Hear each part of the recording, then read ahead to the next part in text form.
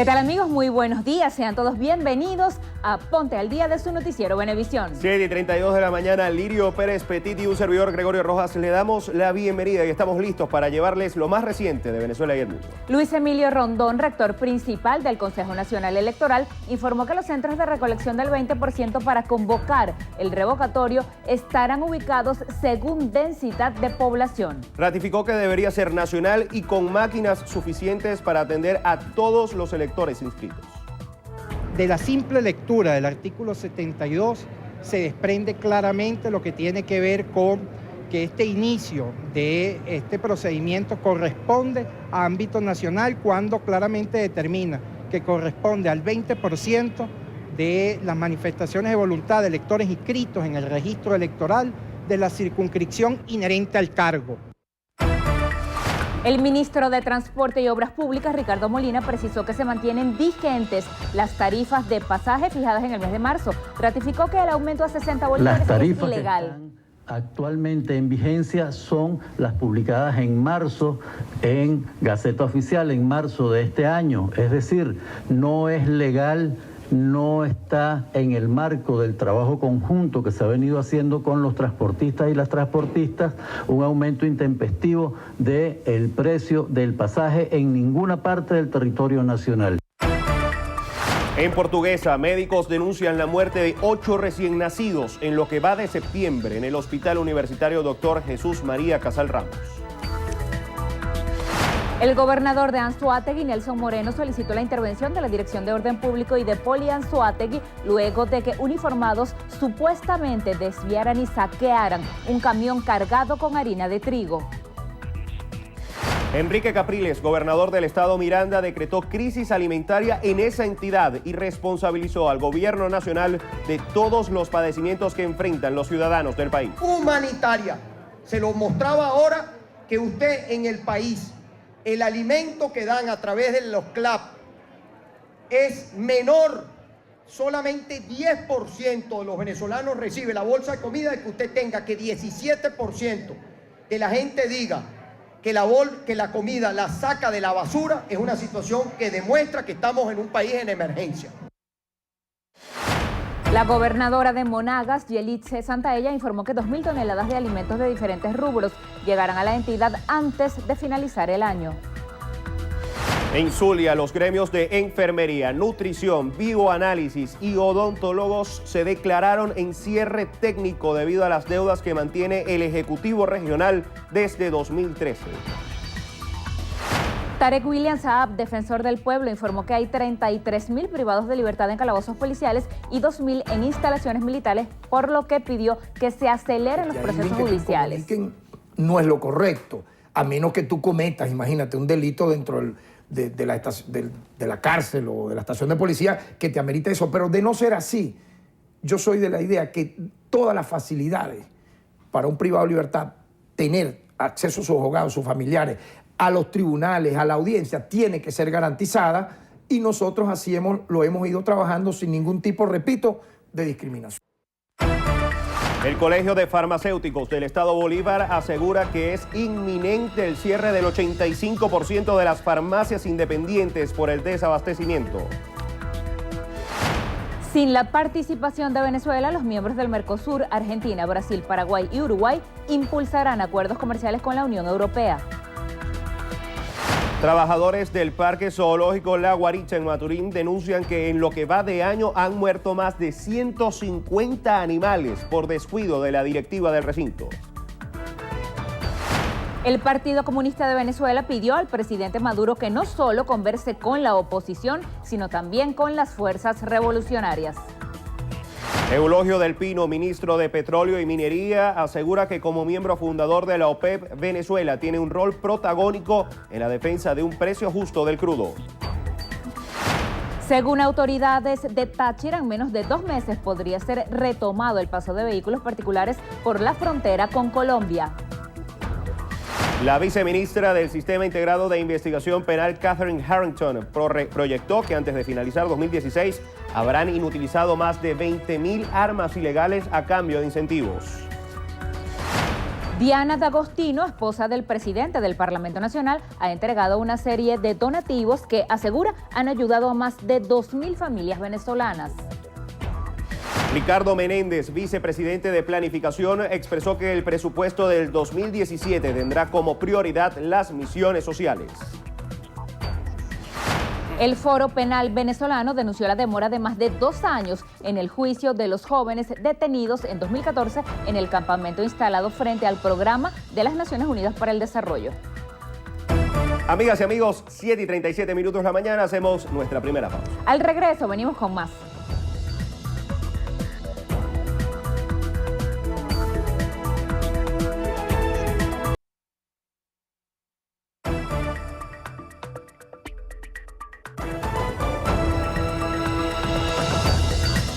Siete y 42 de la mañana, tiempo de repasar lo más destacado en materia internacional. En Siria, al menos 12 personas murieron en un bombardeo a un convoy con ayuda humanitaria destinada a la provincia de Alepo. De acuerdo a fuentes de las Naciones Unidas, el asalto destruyó 18 de 31 vehículos de carga que formaban parte de una caravana organizada por la ONU y la Media Luna Roja. Ambos organismos buscaban entregar insumos y asistencia a 78.000 personas en la zona de Auram al-Kubra. Por su parte, el gobierno de Estados Unidos responsabilizó a Rusia por el ataque.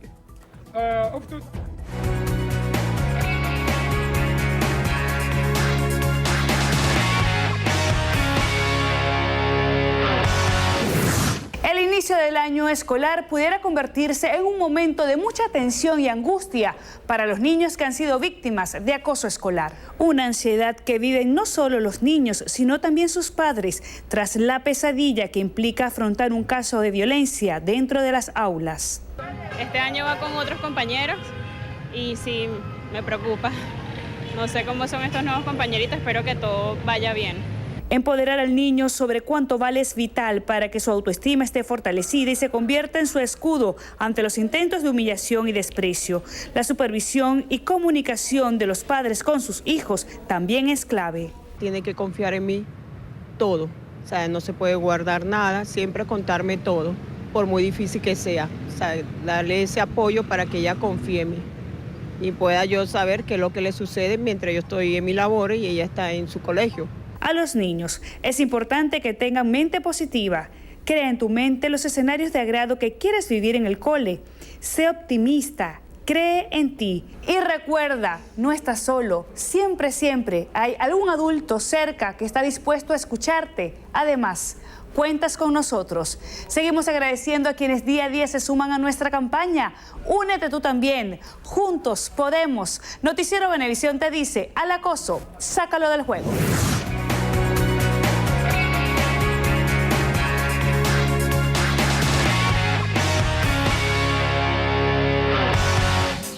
Un aporte más de Noticiero Venevisión por Venezuela.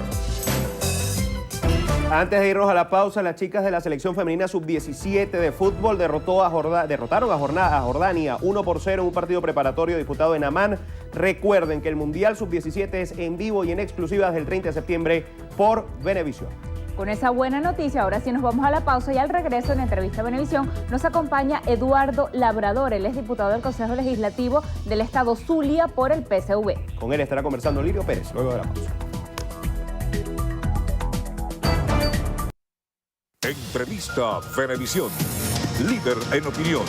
Por tu canal independiente, Venevisión. Como lo anunciamos, está con nosotros Eduardo Labrador. Él es diputado al Consejo Legislativo del Estado Zulia por el PSV. Bienvenido y buenos días. Buenos días, muchas gracias por la oportunidad de estar aquí con ustedes en Venevisión. Gracias a usted por venir, diputado. Ayer culminó una tercera sesión del directorio del Consejo Nacional Electoral, pero no se produjo un anuncio que se esperaba y era el de las condiciones para la recolección de ese 20% de manifestaciones de voluntad que permitirían convocar el referendo revocatorio presidencial. Habló, dijo, como ciudadano, el rector Luis Emilio Rondón. Él dice que aliviaría la crisis política permitir que los venezolanos ejercieran sus derechos políticos a través de este revocatorio.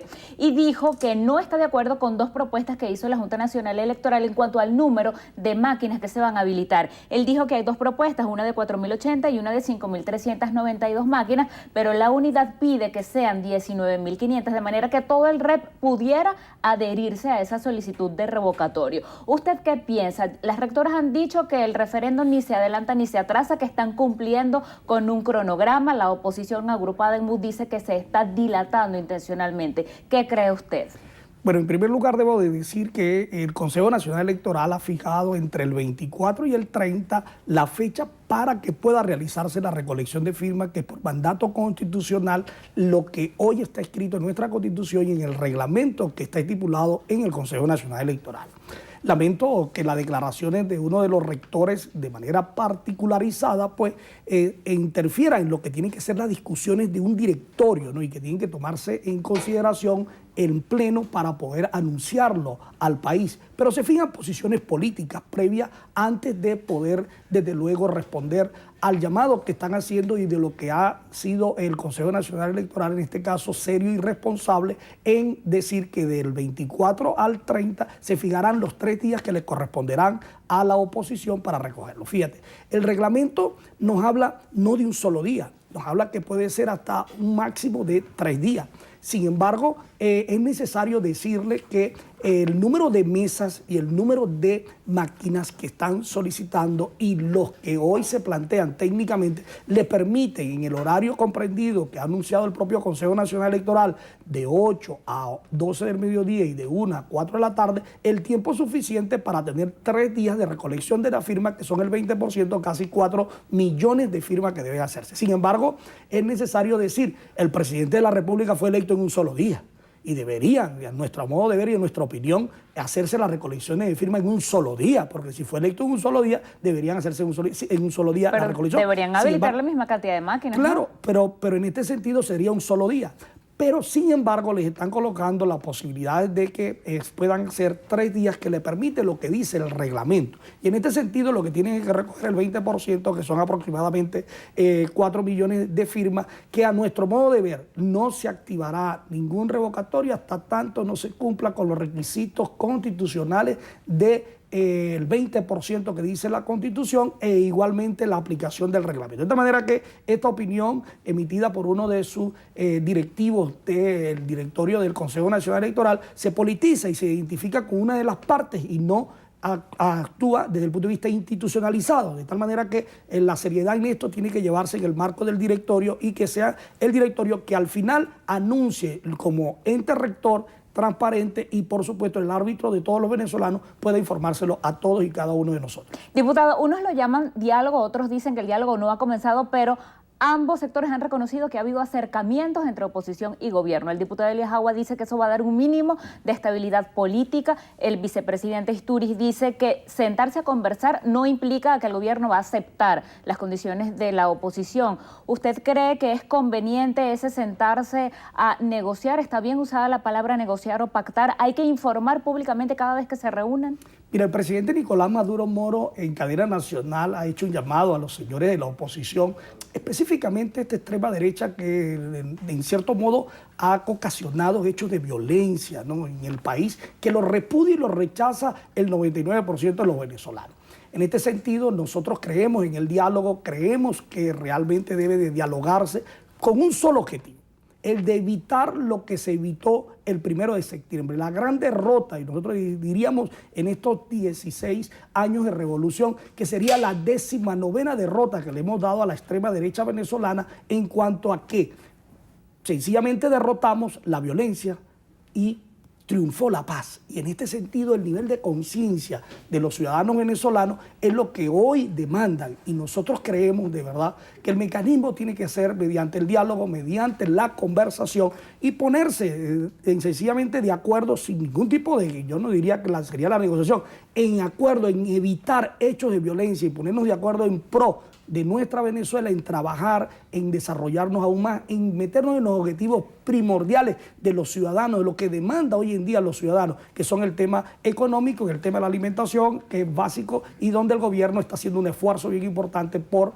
solventar esta situación. Me da pie para que ahondemos justamente en el tema económico y en la alimentación. El gobernador de Miranda, Enrique Capriles, ha decretado una emergencia alimentaria a propósito del próximo inicio de clases el 26 de septiembre. Él dice que el gobierno nacional no ha entregado los recursos para el programa de alimentación escolar. ¿Cómo está el tema de abastecimiento? Usted que viene del Zulia, que ha estado al frente de las entregas de las bolsas de los denominados CLAP. Fede Cámaras dice que en lugar de seguir favoreciendo importaciones hay que estimular la producción nacional. Fedenara dice que hay problemas para producir sobre todo carne, leche, por las condiciones de inseguridad del campo, por la dificultad para acceder a agroquímicos que permitan tener el pasto para el ganado. ¿Cómo está la situación agroalimentaria? Mire, en primer lugar debo de decir también que Capriles debería de dedicarse a trabajar en el estado Miranda y no andar paseando en el exterior y en el interior del país. Está como candidateado nuevamente, no dejan de estar candidatos, no debe de ponerse a trabajar en pro y en beneficio de los mirandinos. En segundo lugar, debo de decir que las políticas que hoy se están implementando para poder garantizar el abastecimiento se desarrollan en el marco también del Consejo de Economía, que el gobierno se reúne todas las semanas con los empresarios nacionales, con sectores del gobierno y los distintos sectores de la sociedad, a los fines de conversar y dialogar el tema de la reactivación del aparato productivo nacional y del incentivo a todos y cada uno de los que hoy producen en nuestro país. Es una coyuntura en la que hoy nosotros estamos en Venezuela y que nunca antes habíamos vivido, de tener más del 74% de nuestra capacidad de ingresos petroleros, es decir, en divisas, para poder sostener la economía venezolana, ha disminuido. Y eso ha afectado, en cierto modo, al igual que podemos nosotros hoy decir elementos importantes que nos permiten poder avanzar y consolidar con el tema agrícola, como se viene hoy desarrollando, con la gran misión abastecimiento soberano que se está trabajando del Ejecutivo Nacional, a los fines de ponerse a producir en el interior de nuestro país y poder garantizar el abastecimiento de los venezolanos. Tema internacional, pero relacionado con Venezuela, quisiera consultarle dos cosas. Primero, ¿qué balance hace de la cumbre, de la 17ª cumbre de países del movimiento de no alineados, que según la oposición fue un fracaso estrepitoso porque vinieron apenas 15 jefes de Estado de 120 que conforman ese movimiento? Y lo otro es que cancilleres del Mercosur están reunidos en Nueva York sin Venezuela en la presidencia pro tempore y además con la posibilidad de que Venezuela sea excluida de ese bloque.